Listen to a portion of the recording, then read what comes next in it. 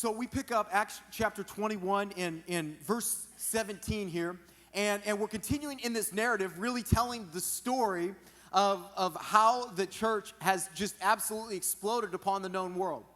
And really it's become focused on Paul and what he's doing. And we know from previous weeks, if you're brand new, you don't know, so I'll tell you. But Paul is on his way to Jerusalem.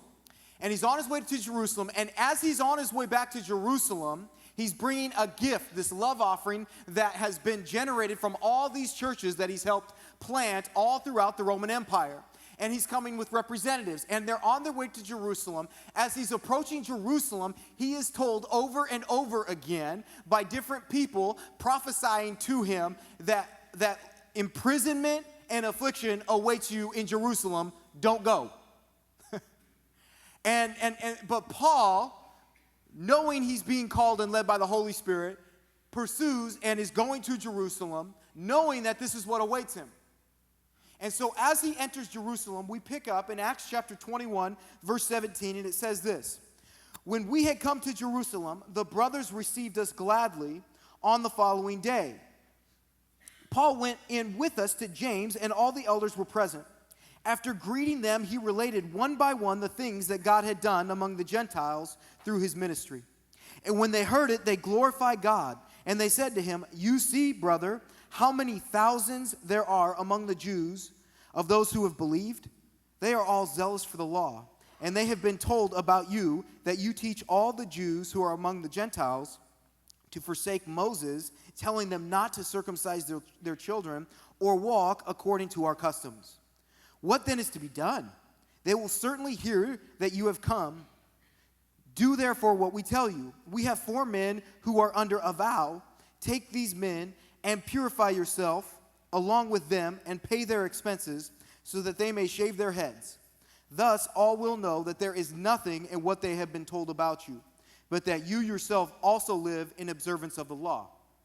But as for the Gentiles who have believed, we have sent a letter with our judgment that they should abstain from what has been sacrificed to idols, and from blood, and from what has been strangled, and from sexual immorality.'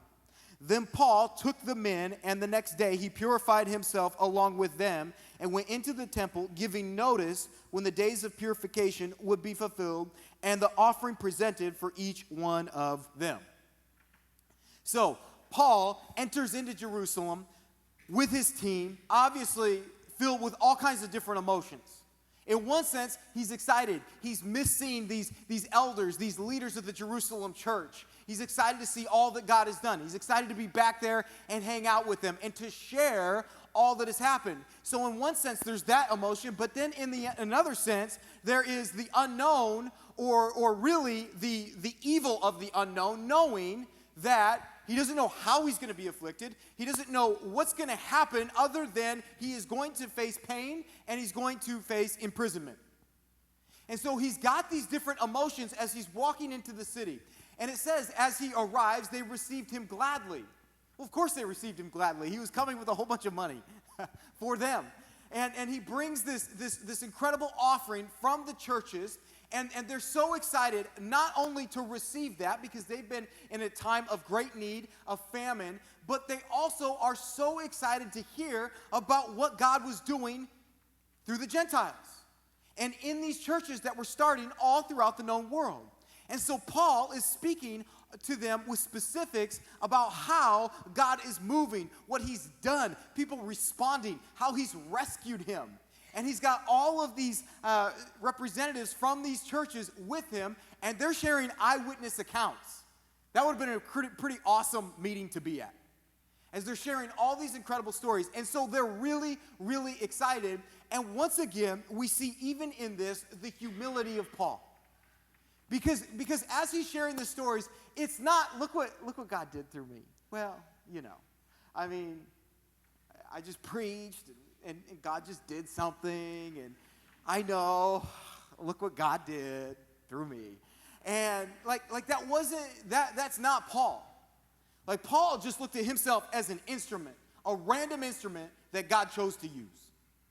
And I think that's really important for us, like when we think about that. Because, some of you, maybe you played the piano. maybe you still play the piano, or maybe you grew up playing the piano. I remember my parents forcing me into piano. I wish I would have stuck with it. If you're young and you're contemplating quitting, stick with it.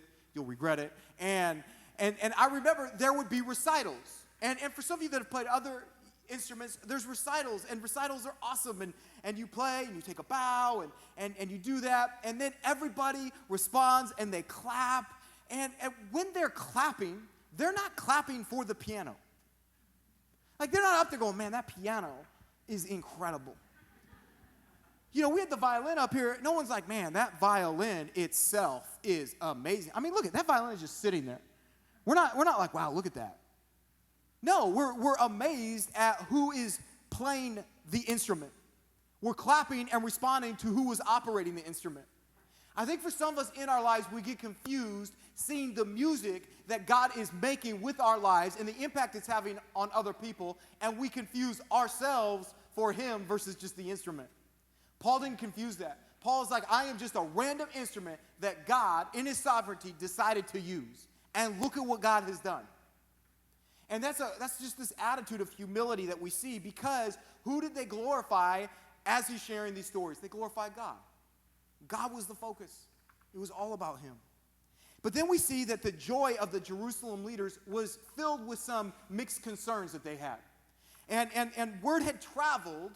Now, Paul's listening. He's receiving this. Word has traveled around that he was teaching to the Jews in these Gentile areas that he was teaching against Moses and the customs. And so they're sharing with him that there is, like, word is spreading that you are teaching and preaching this. And they're not agreeing that that's true. They're saying, this is what's happening. Paul, remember, there are thousands, literally thousands of Jewish Christians in Jerusalem, and they're following the law. Yes, they are not looking at it anymore as that's my salvation requirement, but they are still following through with the law because God had instituted the law. And so still within their faith, they're responding in that and actively participating in that. And if they hear that you are here, this causes us a major issue. And so they're sitting there as a leadership team, as elders of the church of Jerusalem, trying to figure out how do we handle this, because in one sense, they agree with Paul theologically. They agree with what God is doing with the Gentiles, but also they're trying to reach non-believing Jews, and they know that his presence and this rumor going around about him is going to hurt their ability to do that. And so they're faced with this decision. And they're like, well, what do we do? This is very combustible. This is difficult. This could divide the church. This is a threat to what we're trying to do here. And I think it's important for us to actually realize and know from some of the verses that we've even read throughout the series that Paul did teach that Christ was the end of the law of righteousness to those who believe. He did teach that once the Christian faith had come, believing Jews were no longer under the law. He taught against circumcision as a way to obtain justification. And so what they had done is they had taken words, they had stretched them a little bit, taken them out of context, twisted them to form the narrative that he is speaking out against this. And they're spreading that. And so they're like, what do we do? Well, first of all, we know that Paul wasn't like that, because he was pretty clear in Galatians 5:6, for in Christ Jesus, neither circumcision nor uncircumcision counts for anything, but only faith working through love. So he was very unbiased. It's like, okay, you want to keep practicing that, just know that does not bring you justification before God. So he wasn't against it. We even see him, he would operate and conform to Jewish customs when he was in Jewish society. So he wasn't ever anti or against it. And the leaders, once again, they're behind Paul. They're for Paul. But they come up with this plan that we see. And they think that this plan will demonstrate to the Jewish Christians in Jerusalem that Paul himself observes the law and isn't opposed to it. And so the plan involves supporting 4 Jewish Christian men in their fulfillment of their Nazirite vows. Now, the purpose of a Nazirite vow was to dedicate oneself to the Lord, to be set apart for him for a period of time. Now, typically, that period of time would be 30 days, but there are different situations where we see some people, it was their whole life, and for some it may have been longer, for others it was shorter. But we see them setting themselves aside, and during that time, they would abstain from wine, they would avoid any contact with a corpse, which is just, I don't know, just random corpse. Like, you know, you're like, oh, I could have done that vow easily. I haven't seen a corpse in a long time. And they left their hair uncut, so, you know, they were letting it go. And then at the end of this special consecration to the Lord, they shave off their dedicated hair and offer it at the temple. Now, this wasn't the only part of this Nazirite vow. There were other requirements, many other requirements. In fact, we read some of these requirements in Numbers chapter 6, verses 14 through 17. And in Numbers chapter 6, verses 14 through 17, it says, "And he shall bring his gift to the Lord, one male lamb a year old without blemish for a burnt offering, and one ewe lamb a year old without blemish as a sin offering, and one ram without blemish as a peace offering, and a basket of unleavened bread, loaves of fine flour mixed with oil, and unleavened wafers smeared with oil, and their grain offering and their drink offerings. And the priest shall bring them before the Lord and offer his sin offering and his burnt offering, and he shall offer the ram as a sacrifice of peace offering to the Lord with the basket of unleavened bread. The priest shall offer also its grain offering and its drink offering." Some of you are like, man, I'm glad that's in the Old Testament. But when you look at all of those other things, to go through this vow, it was actually expensive. Like, it was pricey. Like, it wasn't just this like half-hearted fast. No, it was literally, you were setting yourself aside, you were doing some cosmetic stuff, and then also you were going to have offer all of these sacrifices, and these things costed money. And so their idea is this: Paul, we want you to go through the purifying process. We know you're pure, but we want you to still go through the purifying process with them, and then, Paul, we want you to foot the bill. Okay? Now, we know you're actually pure, but we think that if they see you publicly doing this, they will know that you are not against the law. Because why would he participate in something that he was apparently condemning? Now, I'm just going to be honest with you, because this is descriptive, not prescriptive. My opinion, and my opinion means absolutely nothing, okay? So let's just get that on the table. But my opinion is that this is a horrible idea. That's just my opinion, okay? Like when I read this, and I personally don't think that Paul was probably a big fan of this idea.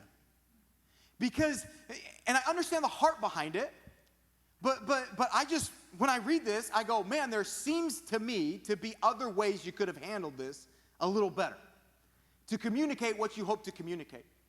Because it was almost like, Paul, we want you to present in such a way, but you're not really that, but you are, and so it's going to cause them to look at you this way. And like I said, their heart's in the right place. They're trying to reach people. And so I do think there's some pieces to this that are really important. Like if you go into another culture, like I remember my first trip over to Haiti, and I remember going into a church, and before I was going to go to the church and speak, they said, listen, these are some things to say, to not say, and this is how you should dress. Okay, now I had a choice, right? Like, oh, no, I'm from San Diego. This is how we dress. And this is how we talk, right? Like I could go in there with that, and guess what? I would be creating a stumbling block to the gospel. And so there were things that were important for me to understand and know within that cultural context so that I could go and that they would receive what I had to say, and that they knew I'm your guest. Like, I'm not in here thinking, oh, I've solved it all. And so I see and understand the heart. They're trying to reach people. I just think the idea is not a really good idea. And so Paul, in his humility, submits to their leadership and goes through with this plan. And operates in this. And we see that he goes through the whole thing with them. And then we pick up the result of this in Acts 21, verse 27. And we're going to read a lot because it's a story.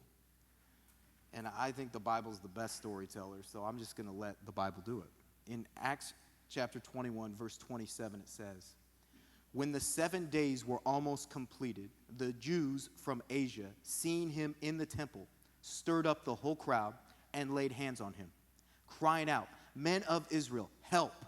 This is the man who is teaching everyone everywhere against the people and the law in this place. Moreover, he even brought Greeks into the temple and has defiled this holy place.' For they had previously seen Trophimus the Ephesian with him in the city, and they supposed that Paul had brought him into the temple. Then all the city was stirred up, and the people ran together. They seized Paul and dragged him out of the temple, and at once the gates were shut. And as they were seeking to kill him, word came to the tribune of the cohort that all Jerusalem was in confusion. He at once took soldiers and centurions and ran down to them. And when they saw the tribune and the soldiers, they stopped beating Paul. Then the tribune came up and arrested him and ordered him to be bound with 2 chains. He inquired who he was and what he had done. Some in the crowd were shouting one thing, some another. And as he could not learn the facts because of the uproar, he ordered him to be brought into the barracks. And when he came to the steps, he was actually carried by the soldiers because of the violence of the crowd. For the mob of the people followed, crying out, 'Away with him.'" The plan did not work. And during this process of purification that Paul goes through, part of it was on the 7th day to go into the temple. Now, as he goes into the temple, he sees a familiar foe. If you don't remember from a couple weeks ago, it did not go well at the end in Ephesus for Paul. In fact, the Ephesians, the Jewish Ephesians, had raised up a massive uproar in that city, causing that whole city to go into confusion, and they were trying to kill Paul. Now, that didn't work for them. So they see Paul here in Jerusalem because they're there to celebrate Pentecost, and there's Paul. We get another chance. And so they see and identify him, and we believe they're from Ephesus because they identified Trophimus, who was from Ephesus, and they knew where he was from. So we believe that they were Ephesian Jews, and they were there. And so we know one thing about those Jews in Ephesus: they were great at stirring up a crowd. And so they start stirring up this crowd. And what they start saying is things that are cutting to the core of who these Jews are in Jerusalem. They work up the crowd. They say, "This man is an enemy of the Jewish people. He is against all of us. He is all around the known world speaking against us. He hates Jews. He opposes the law.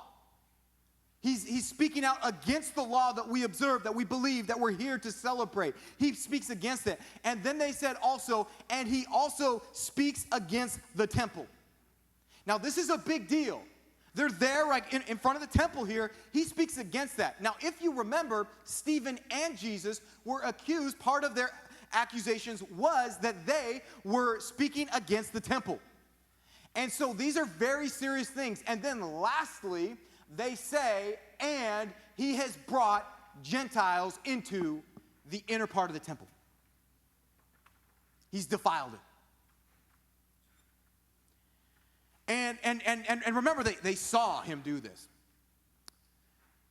And this is like the most outrageous one of them all, because like if Trophimus would have gone with Paul into the inner temple, like he would have been executed. Rome had given the Jews the ability and the freedom to execute any Gentile that went in there, including Romans. And so there's no way Trophimus would just be like, "Okay, Paul, let's just go in here." Like, no, that would have been suicide. So he wasn't going to go in there. And then second, we also see they didn't even see Paul do that. They just saw them talking, and he was with them. He was by his side. And so then they stretched it into Paul took this guy into the sacred, the inner temple, a Gentile. And you go, "Well, that's crazy." Well, think about it. There's a lot of rumors out there that start with that. I mean, just think about how many of these type of situations like happen. Oh, I saw so-and-so talking to so-and-so at the grocery store. It looked like a very serious conversation. I think they believe this. And they could have been asking, do you know where the eggs are? Like, oh, I saw so-and-so. I think I saw them have coffee. Or, do you know so-and-so works there? They must believe that. They must be about that. Or I saw and we take these little things, these little pieces of something that you don't even know, and you create this massive narrative wrecking somebody. And you don't think that happens? This happens all the time.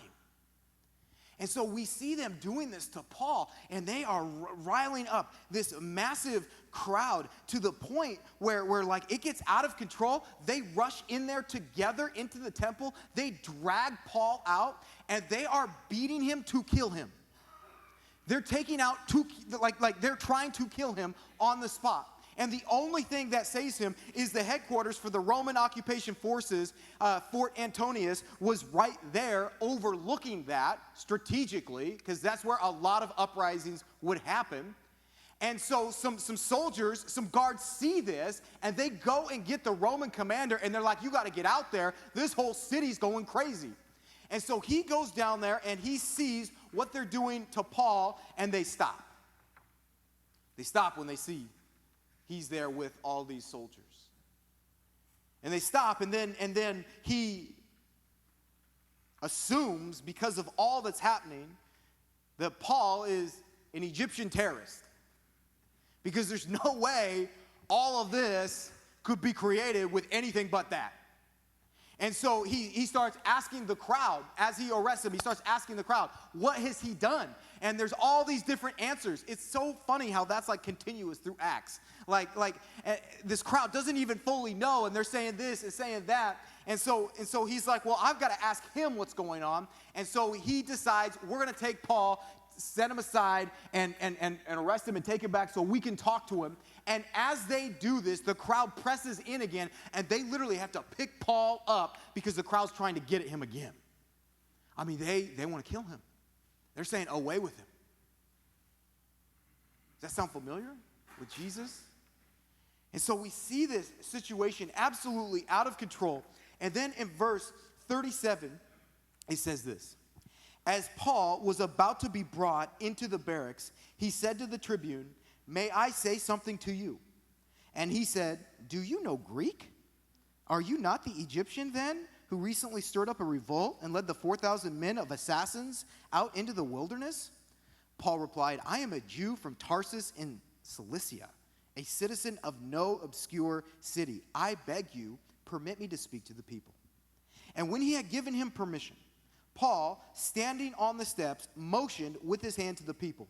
And when there was a great hush, he addressed them in the Hebrew language, saying, brothers and fathers, hear the defense that I now make before you. And when they heard that he was addressing them in the Hebrew language, they became even more quiet. And he said, I am a Jew, born in Tarsus in Cilicia, but brought up in this city, educated at the feet of Gamaliel, according to the strict manner of the law of our fathers, being zealous for God, as all of you are this day. I persecuted this way to the death, binding and delivering to prison both men and women, as the high priest and the whole council of elders can bear me witness. From them I received letters to the brothers, and I journeyed toward Damascus to take those also who were there and bring them in bonds to Jerusalem to be punished. As I was on my way and drew near to Damascus, about noon a great light from heaven suddenly shone around me. And I fell to the ground and heard a voice saying to me, Saul, Saul, why are you persecuting me? And I answered, who are you, Lord? And he said to me, I am Jesus of Nazareth, whom you are persecuting. Now those who were with me saw the light, but did not understand the voice of the one who was speaking. And I said, what shall I do, Lord? And the Lord said to me, rise and go into Damascus, and there you will be told all that is appointed for you to do. And since I could not see because of the brightness of that light, I was led by the hand by those who were with me and came into Damascus. And one, Ananias, a devout man according to the law, well spoken of by all the Jews who lived there, came to me, and standing by me said to me, Brother Saul, receive your sight. And at that very hour I received my sight and saw. And he said, the God of our fathers appointed you to know his will, to see the righteous one, and to hear a voice from his mouth. For you will be a witness for him to every one of what you have seen and heard. And now, why do you wait? Rise and be baptized and wash away your sins, calling on the name. Now, as we see Paul being brought away, he speaks to the commander, and the commander goes, you know Greek? He's totally confused. You can't be that guy. So you know Greek, so you're not this Egyptian assassin, because there had years earlier been an Egyptian who led this revolt, telling people the walls are going to come down, and I'm going to defeat Rome and all this. And then Rome came and started defeating them, and he fled out into the desert with a bunch of his assassins out there. And so he thought for sure that's him. And then Paul's like, listen, I'm from Tarsus. Now, when he says this, like, this carried weight, because your citizenship, where you come from, it meant a lot. And so by him establishing that his citizenship was from this important city, because remember, Tarsus was like, it was famous for culture, education, for commerce. It had been declared a free city by Augustus. This also explained how he knew Greek. And so when this commander hears this, all of a sudden, he looks at him completely different. And then Paul, in this moment where you and I are thinking, get me out of here, safety, Paul asks him to address the crowd. And we just see once again, like, Paul, what are you doing? But his mindset was different than mine. His mindset wasn't, how do I avoid, how do I get out of this? No, I've been called to do this. And he says, can I speak and address the crowd? And what you see is you see the heart of Paul. You see that everything about him was, listen, I have one more opportunity with them. Let me share with them the gospel. Paul cared so deeply about these people coming to have an understanding of who Jesus was. And even as they're trying to literally kill him, he says, let me address them. Let me talk to them.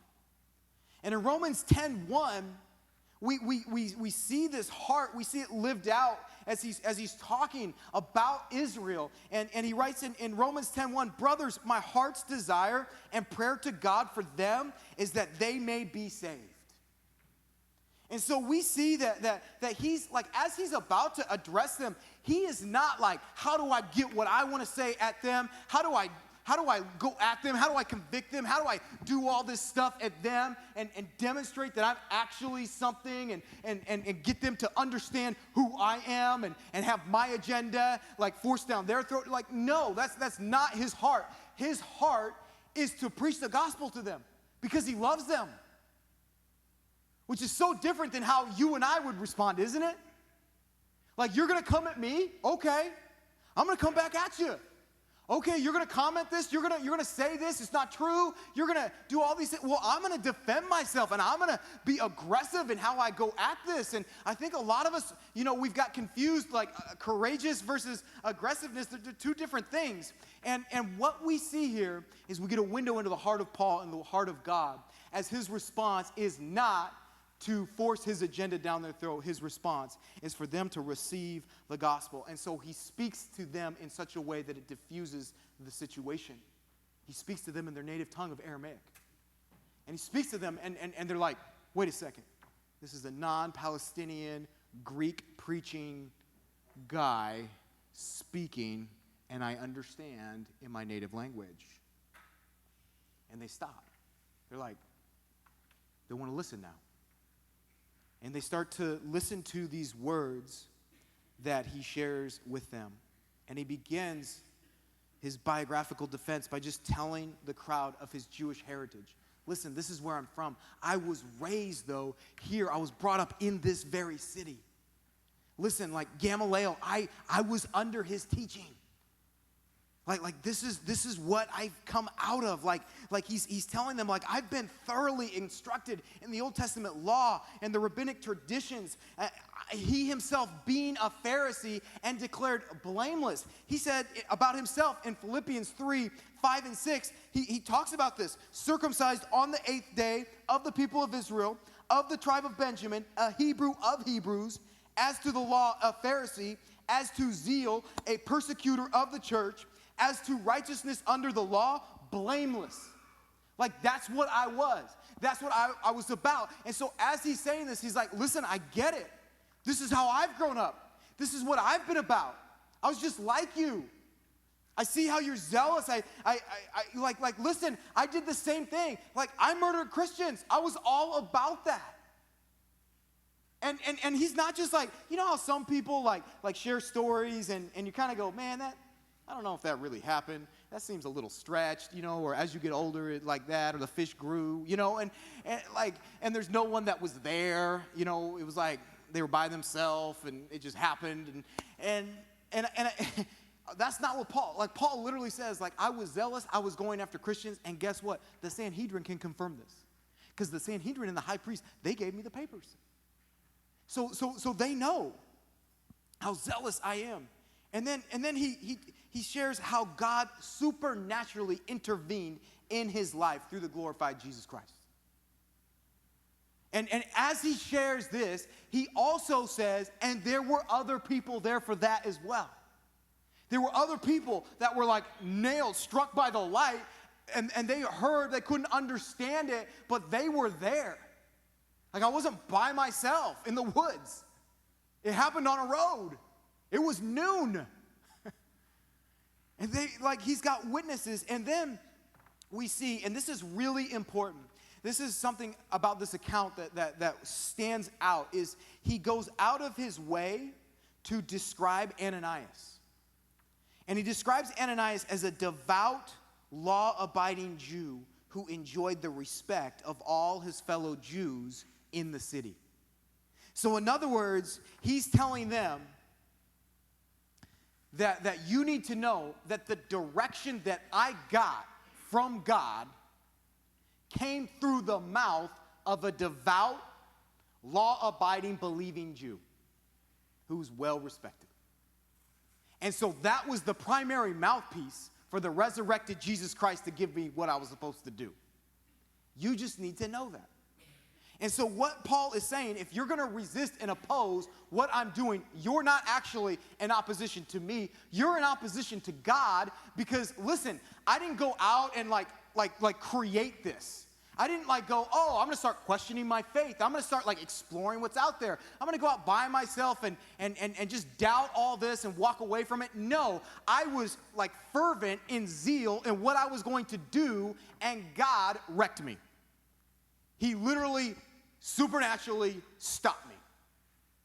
And so he's saying, listen, I was just doing what I was supposed to. What would you do if God did that to you? And then we see that Ananias tells him, you will be a witness for the Lord to all men. So we see God reach, and then God tell him what you're going to do. And then he shares in verses 17 through 21. He shares this. Then I had returned to Jerusalem and was praying in the temple. I fell into a trance and saw him saying to me, make haste and get out of Jerusalem quickly, because they will not accept your testimony about me. And I said, Lord, they themselves know that in one synagogue after another I imprisoned and beat those who believed in you. And when the blood of Stephen, your witness, was being shed, I myself was standing by and approving and watching over the garments of those who killed him. And he said to me, go, for I will send you far away to the Gentiles. So Paul then shares with them, hey, listen, after that crazy situation where God himself intercedes in my life and then gives me a directive from a believing, respected, law-abiding Jew, then I'm in Jerusalem, here, praying there, and then God again intercedes into my life and says, you need to get out of here. And he saves me from a plan to kill me. And then he tells me, I am going to send you to the Gentiles. And so what we see here is Paul was set apart by God, and then he was sent out by God. This was not his own, this was not his thing that he built up, this narrative that he wanted to have for his life. It was actually the contrary to what he was doing. And God, we see, step in, and we see Paul's conversion and commission was sovereignly done by God.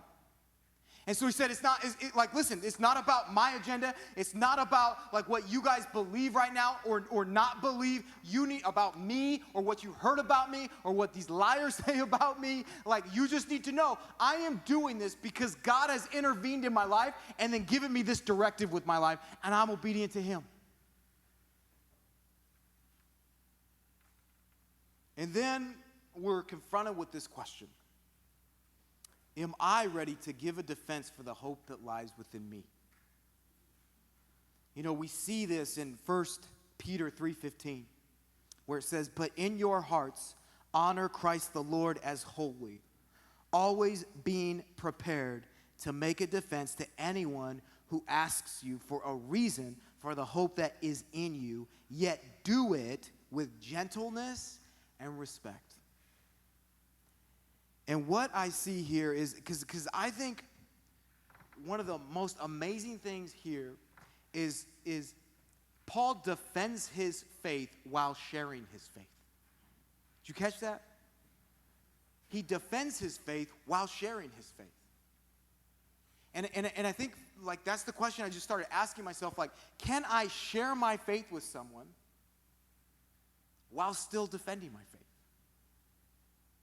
Or am I so wrapped up in defending my faith and aggressively responding and correcting what's wrong that I totally miss out that I'm actually creating a wall versus I can defend my faith and still share my faith.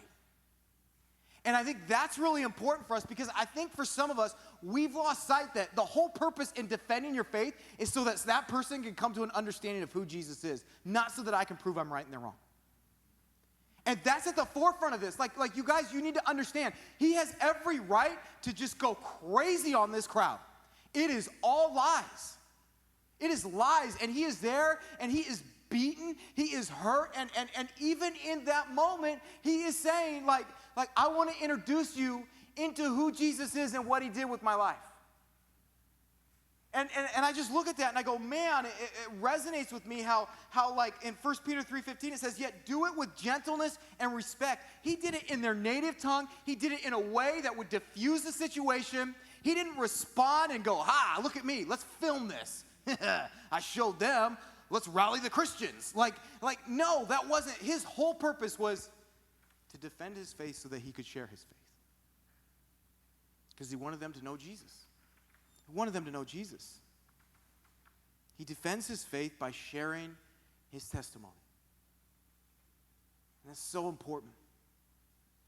It's so important. You can argue for days with people that are anti the Bible, anti-God, all these other things. You can argue for days with them.